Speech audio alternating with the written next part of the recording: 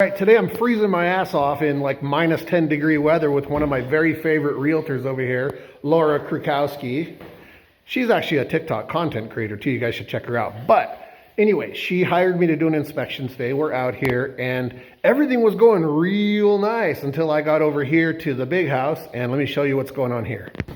So I came in here and I noticed that there was some improper framing. I wasn't seeing, proper king stud, jack stud with headers on the windows.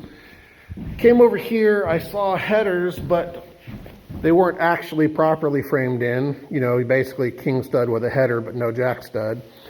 All right, that was all pretty minor stuff, because all of a sudden I realized this wall is leaning out right here. And then I came over to this side and I noticed, starting right about here, this whole wall is leaning out. And the sill plate, I'm noticing a gap underneath it. All right, so then obviously the first thing my brain says is, well, did they build it that way on purpose? But they are not, because you can see the corners are plumb. You come over here, the corners are perfectly plumb. And this would be what's considered to be rafter spread. Look at this from the outside. You're gonna notice this wall goes up and then it bows out right here. That is rafter spread, pushing the top of that wall out. We'll come over to this side in this deep ass snow. You will definitely see it here. And you can see it most pronounced in the soffit right there. You can see that soffit's actually bowing outward. And if you look right there where those windows are, that is definitely bowing outward.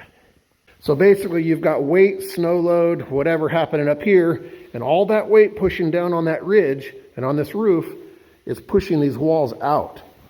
Now, they've got these collar ties up here that are just made out of 2x4s, and they've just got one galvanized nail in each one of them. And one tiny little nail holding it up underneath. All right, so those are inadequate. What they should have done is use the 2x12s, and they should have brought that down lower, and they should have run collar ties across here to prevent that rafter spread. They could have also put in strong backs or some sort of support purlin system underneath here. But anyway, we got a much bigger issue. How I would fix this if this were mine, I get those requests quite often. Everybody says, you're always telling us about the problem, but you never tell us how to fix it. Well, this is what I would do if this were my house. I would actually hook chains and come-alongs, and I would probably put 8 or 10 of them in all the way across here, spanning all the way over to this direction. I would put jacks right along here. I would create a strong footing structurally. We'd map this out. And I'd put jacks with posts pushing up. And I would both push up on the roof while drawing in very even amounts. I would draw these walls back in. What you want to do usually is bring them in just a little further than you want them. And then you come in and you put in some stout collar ties across here. Use some strong bracketing or bracing when you put them in, and then you can remove all your cables and chains, take your jacks out.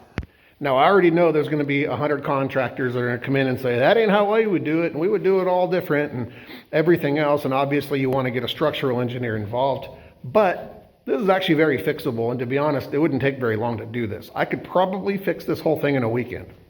Preston's the best. If you want a good house inspector, he's your man. And if you want to buy a house, you want to call me. Laura Krukowski, Keller Williams, Oneonta.